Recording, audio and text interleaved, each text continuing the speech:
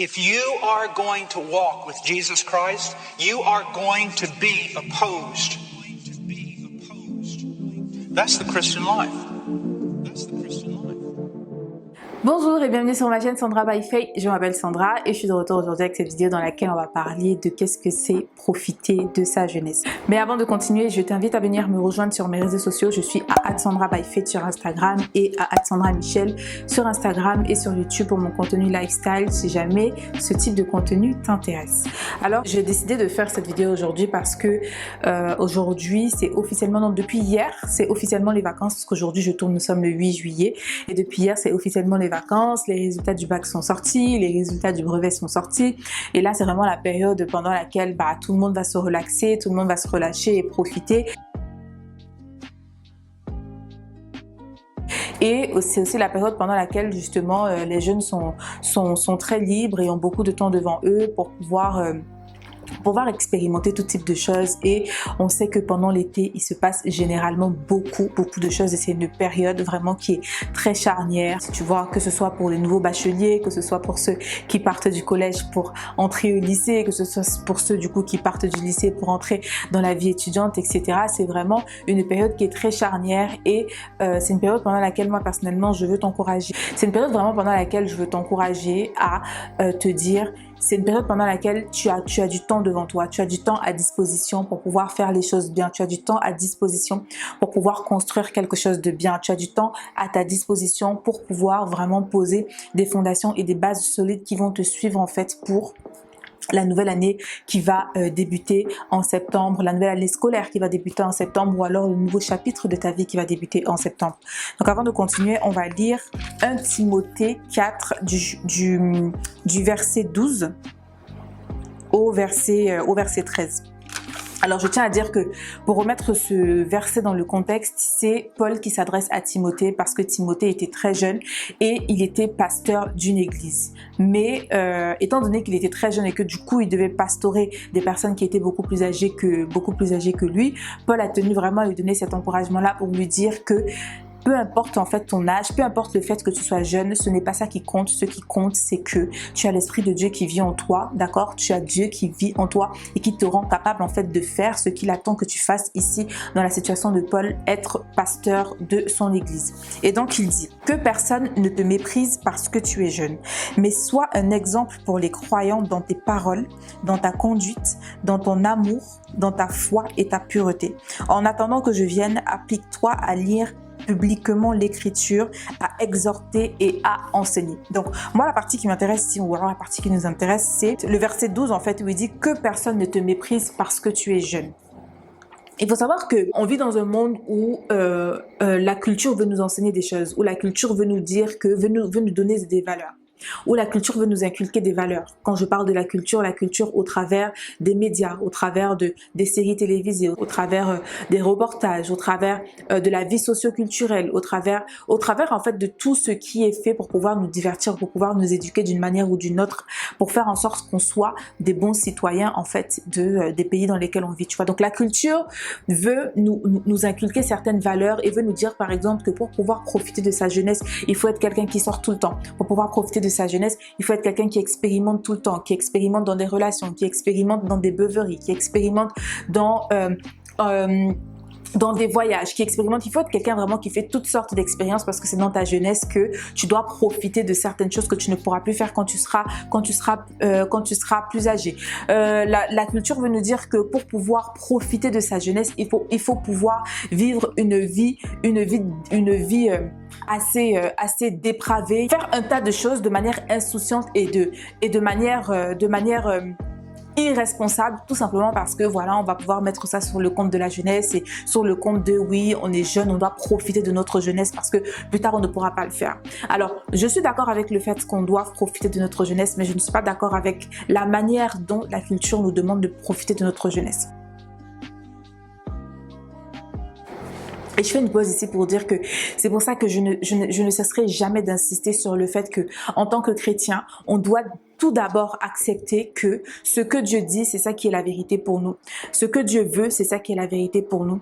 Et comment Dieu veut qu'on fasse les choses, c'est ça qui doit être la vérité pour nous. Parce que si déjà de base, on ne l'accepte pas, si déjà de base, on ne reconnaît pas que la Bible est le point sur lequel on doit vraiment construire en fait toute notre vie, le point sur lequel on doit construire tout notre système de pensée, le point sur lequel on doit construire tout notre système de valeurs, on n'arrivera à rien, tu vois, on n'arrivera à rien. On portera juste, en fait, l'étiquette, on portera juste le nom de chrétien sans en avoir les valeurs, sans vivre, en fait, selon les valeurs. Tu vois, c'est pour ça que Jésus disait aux pharisiens que c'était des tombeaux blanchis. Ça veut dire qu'ils avaient une apparence de spiritualité, mais le fond, en fait, n'était pas là. Tu comprends ce que je veux dire? Et nous, en tant que chrétiens, aujourd'hui, j'allais dire du 22e siècle. Non, on est juste en 2022, meuf. OK? Nous, en tant que chrétiens du 21e siècle, c'est pareil pour nous, en fait. On va être des chrétiens d'apparence si on a juste l'apparence de spiritualité mais que le fond il n'est pas là. Et le fond c'est quoi? Le fond c'est la Bible. Parce que c'est triste hein, et c'est peut-être choquant pour toi, c'est peut-être la première fois que tu vas entendre ça, mais tu sais qu'il y a des chrétiens qui ne reconnaissent pas la Bible comme étant l'autorité suprême. Il y a des chrétiens qui ne reconnaissent pas la Bible comme étant d'actualité en 2022, mais pourtant ces personnes vont se dire chrétiennes. Pourtant ces personnes vont aller à l'église et faire tout ce qu'il est bon de faire en tant que chrétien, mais quand tu vas essayer de rentrer en profondeur avec eux, tu vas te rendre compte en fait qu'ils ne reconnaissent pas la Bible comme étant l'autorité au-dessus de toute autorité. Tu comprends ce que je veux dire? Donc, pour pouvoir avoir une éducation saine, pour pouvoir avoir un système de valeurs sain, pour pouvoir avoir un système de valeurs, pour pouvoir avoir le système de valeurs que Dieu veut qu'on ait en tant que chrétien, on doit commencer par reconnaître que la Bible, en fait, c'est notre base. Et c'est de là que tout doit partir pour pouvoir construire pour chacun d'entre nous. Donc, ce que je voulais dire, c'est que nous, en tant que chrétiens, qu'on soit jeunes, qu'on soit moins jeunes, mais aujourd'hui, j'ai décidé de parler aux jeunes, aux plus jeunes, puisque bon, je suis jeune aussi, j'ai 29 ans, je vais bientôt faire 30 ans. Mais aujourd'hui, vraiment, je veux plus m'adresser aux moins jeunes, à ceux qui sont un peu plus jeunes que moi, pour vous faire comprendre, en fait, que vous devez vous dire que profiter de sa jeunesse, c'est très bien, c'est une très bonne chose. Parce que Dieu lui-même nous encourage à pouvoir profiter de notre jeunesse, à pouvoir mettre notre jeunesse à profit. Parce que la jeunesse, c'est vraiment un moment charnière. C'est vraiment un moment charnière. Et je reviendrai un peu plus tard avec moi, mon propre témoignage, tu vois. Mais ce que je veux te dire, c'est que toi, en tant que jeune, tu dois te dire, oui, je dois profiter de ma jeunesse, mais comment est-ce que je dois profiter de ma jeunesse? Parce qu'il y a une manière dont Dieu veut que tu puisses profiter de ta jeunesse. Dieu ne veut pas, c'est pas parce que, tu sais que quand on parle de profiter de sa jeunesse en tant que chrétien, nous, on voit tout de suite, en fait, restriction. Alors que pas du tout, en fait. Alors que pas du tout, tu vois. Donc, déjà, tu devrais te dire, comme je disais, la Bible, c'est l'autorité. Et ensuite, oui, je veux profiter de ma jeunesse, mais comment est-ce que je dois profiter de ma jeunesse? Comment est-ce que Dieu veut que je profite de ma jeunesse? Comment est-ce que Dieu veut que je mette à profit ma jeunesse? Et je peux te dire que quand tu commences avec des réflexions comme ça, déjà, en fait, ça démontre que tu es quelqu'un qui a le sens des responsabilités, que tu es quelqu'un qui est posé, que tu es quelqu'un qui est réfléchi. Et j'ai envie de te dire qu'à ton âge, quel que soit l'âge que tu as 15, 16, 17 ans, si tu commences déjà à réfléchir comme ça aujourd'hui, tu seras one of a kind.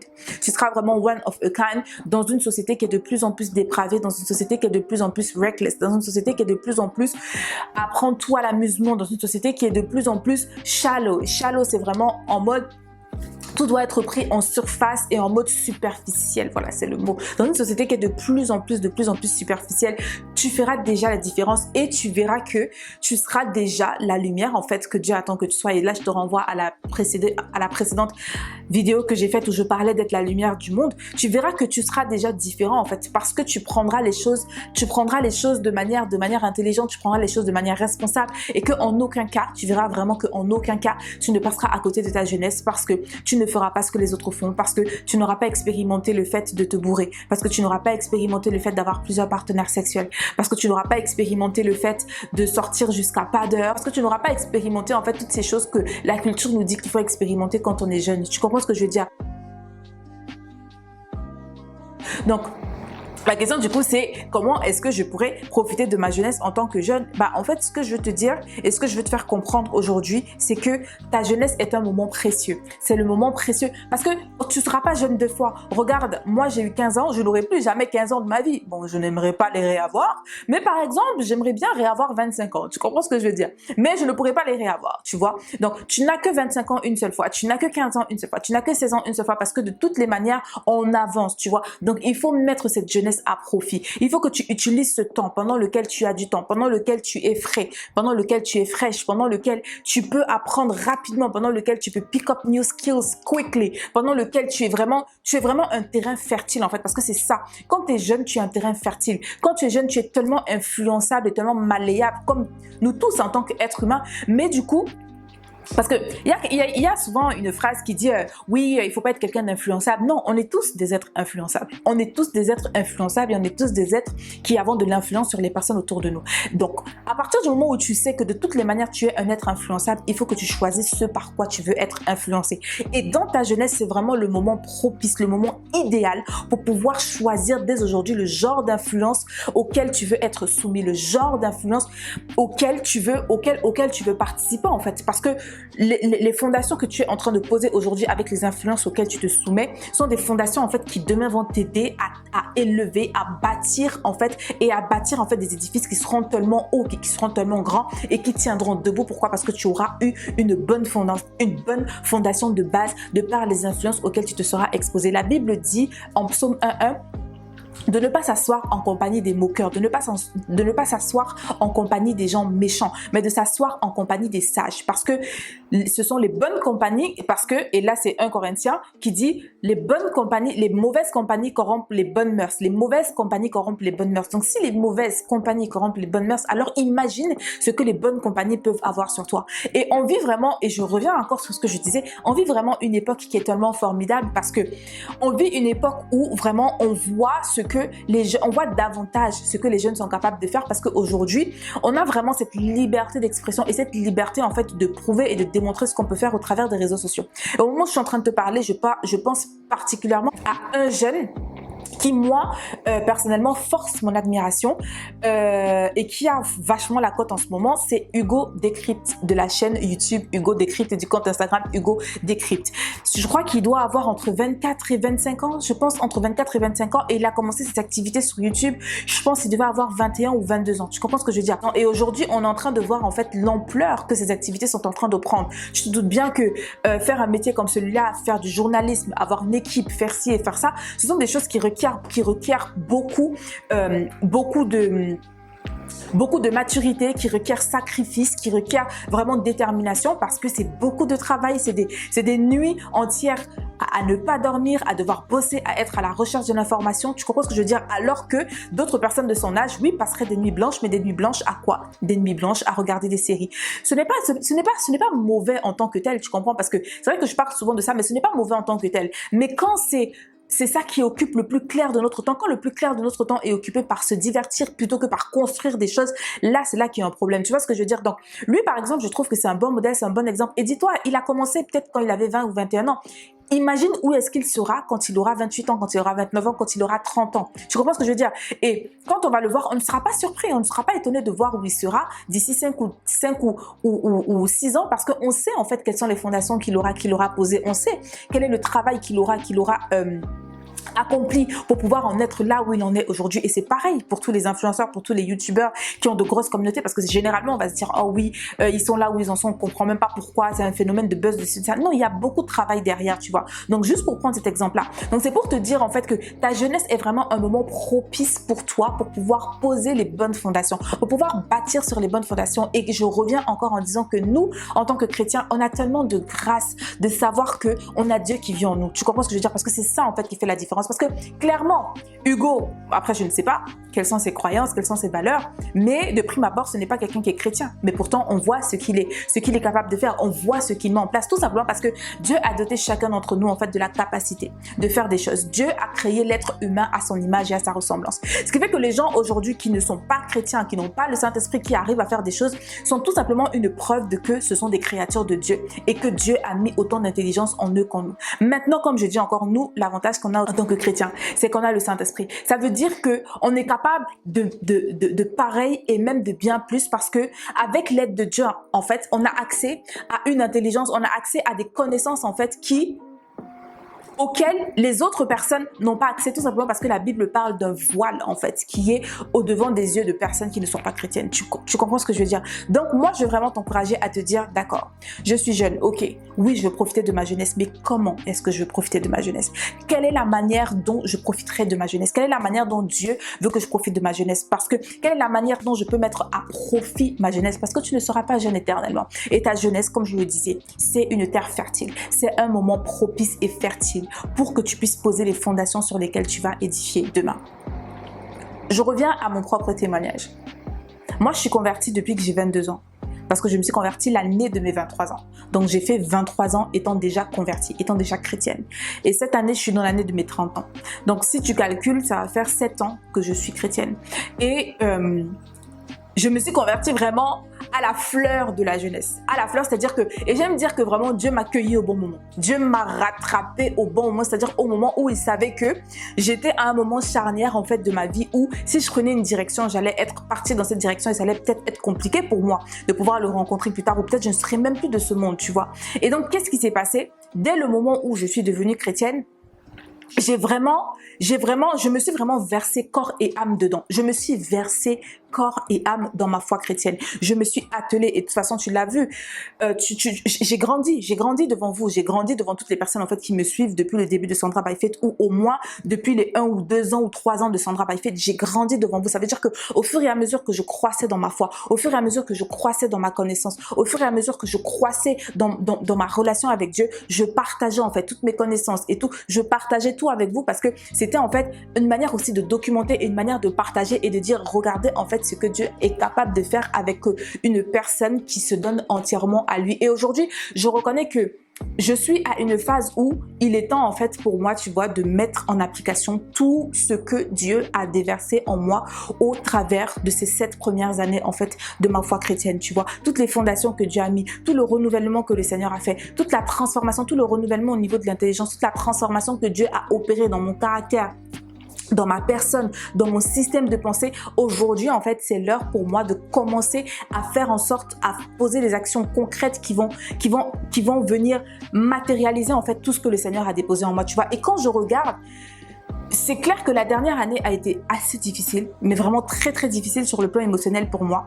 Mais une fois que je suis sortie vraiment de cette zone trouble, je me suis rendu compte que il y a des fondations qui ont été posées et des fondations qui vont rester inébranlables tant et aussi longtemps que je continuerai de regarder au Seigneur et que je continuerai de m'accrocher au Seigneur. Et je me rends vraiment compte que le travail que le Seigneur a fait, ça a été un travail nécessaire. La personne que je suis aujourd'hui, je n'étais pas cette personne hier quand je me suis convertie. Même la personne que je suis aujourd'hui, je n'étais pas cette personne il y a encore 3-4 ans, tu vois, alors que je suis déjà chrétienne. Tu vois ce que je veux dire? Je reconnais aujourd'hui que vraiment Dieu, il a posé des fondations et que c'était un temps nécessaire pour moi. Alors pour moi, oui, ça a pris 7 ans.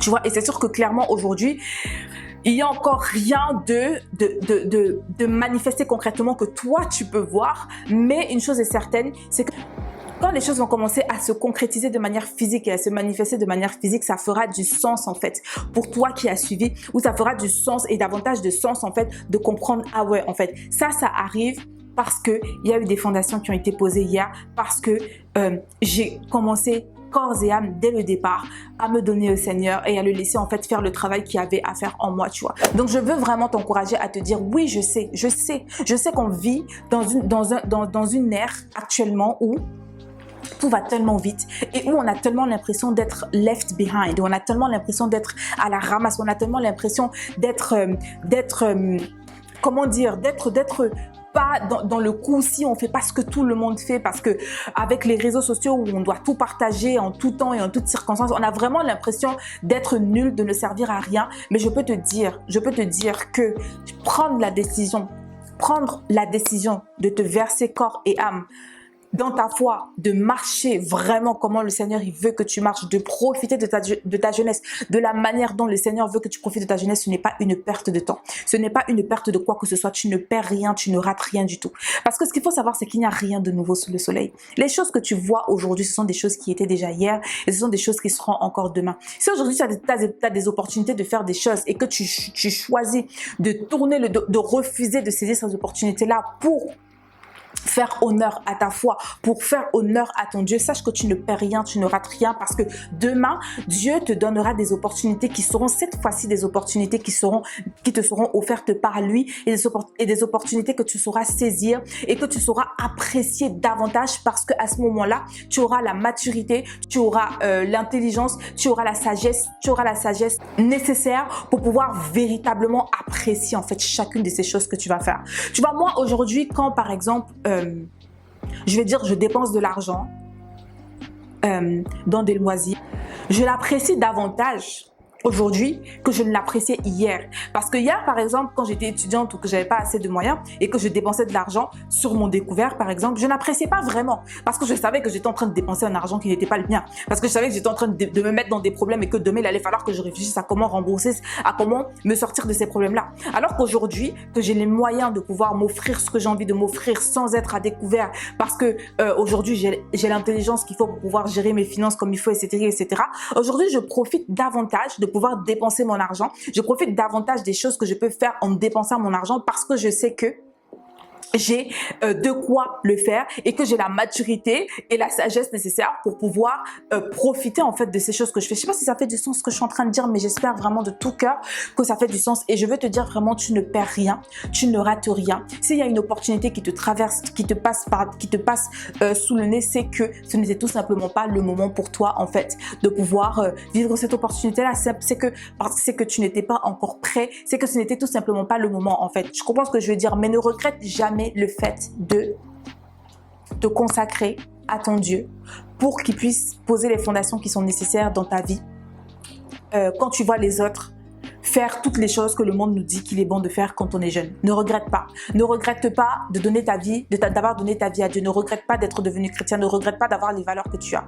Je te le dis parce que moi, à un moment donné, je me suis posé ces questions. Je me suis dit, mais en fait, j'ai l'impression que tout ce que je suis en train de vivre est en train de me demander de regretter en fait, de regretter d'être devenue chrétienne, de regretter d'avoir choisi de vivre selon les valeurs chrétiennes, de regretter d'avoir choisi de vivre parce que, comme j'arrête pas de le dire, jusqu'ici j'ai toujours fait des choix en fait qui m'ont poussé à perdre plutôt qu'à gagner, tu vois, parce que je me pose des questions, si j'avais pas fait ce choix-là, où est-ce que j'en serais aujourd'hui?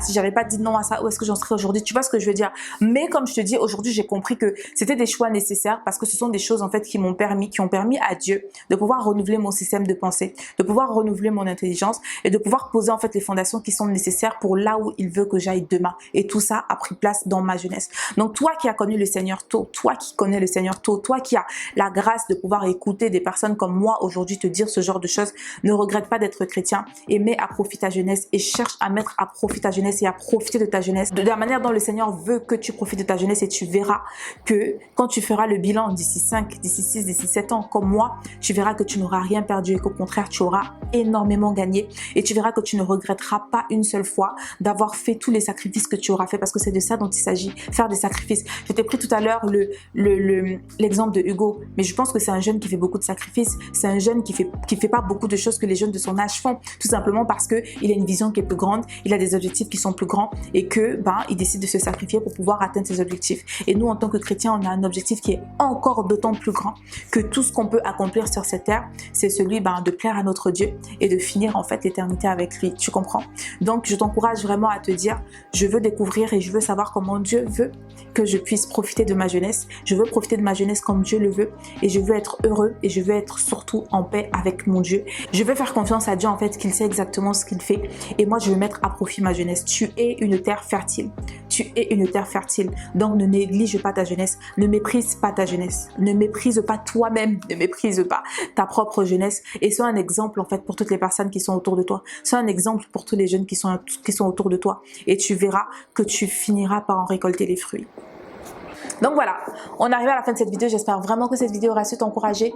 Et cette vidéo peut parler à tout le monde, que quel que soit l'âge que tu as aujourd'hui. Sache que si tu as mal commencé, dès aujourd'hui, à partir d'aujourd'hui, tu regardes cette vidéo, de ce jour où tu regardes cette vidéo, tu peux décider de recommencer les choses. Tu peux décider de prendre un nouveau départ. Tu peux décider de repartir sur des bases saines en fait. Tu peux décider de tout recommencer. Parce qu'aujourd'hui est le jour en fait que le Seigneur a prévu. Aujourd'hui est le jour que Dieu a prévu pour toi. Demain n'était pas acquis. Hier est passé. Demain ne t'est pas acquis. Aujourd'hui est le jour que tu as. Donc tu peux décider à partir d'aujourd'hui de recommencer sur des bonnes bases et puis de partir avec le Seigneur comme le Seigneur veut que tu ailles avec lui. Parce que la grâce de Dieu s'est renouvelée aujourd'hui encore là. Parce que la Bible dit que les bontés de l'Éternel se renouvellent chaque jour. Et aujourd'hui est l'un de ces jours où les bontés de Dieu se sont renouvelées pour toi et où tu peux saisir effectivement la grâce que Dieu te donne encore aujourd'hui de pouvoir entendre un tel message, de pouvoir entendre de tels encouragements et te dire bah, je veux que ça soit mon histoire en fait. Je veux que ça soit mon témoignage et recommencer aujourd'hui même. Donc voilà, on arrive à la fin de la vidéo. J'espère que la vidéo aura su t'aider. N'hésite pas à la partager autour de toi. Je t'invite encore à venir me rejoindre sur mon compte Instagram à @sandra_by_faith et sur Instagram et YouTube à @sandra_michel pour mon contenu lifestyle. Je te remercie d'avoir pris le temps de regarder cette vidéo. D'ici à la prochaine fois, porte-toi bien, que mon Dieu te bénisse et don't forget, never stop walking by faith and not by sight. Stay blessed and faith it till you make it. Bye.